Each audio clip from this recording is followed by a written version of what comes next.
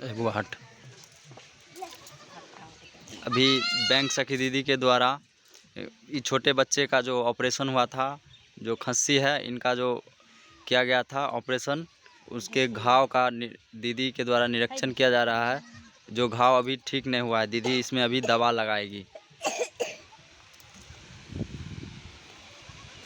ये देखिए दीदी दवा लगा रही है।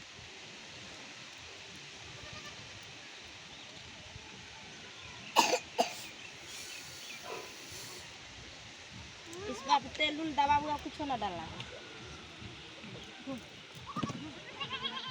सरकारी दवाई बहुत अच्छा है।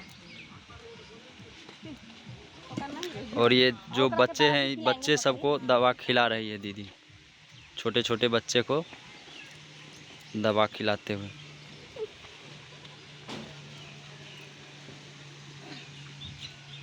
बच्चे को दवा खिलाया जाता है, दीदी को प्रशिक्षण दे रही है और बता रही है कि ऐसे दवा का पेस्ट बना के उनको खिलाया जाता है।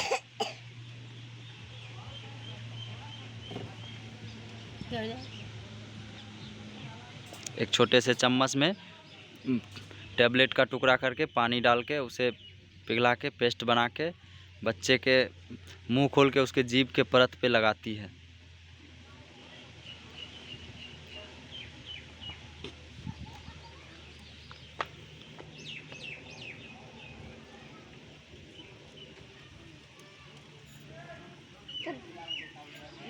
रख जाओ अब वो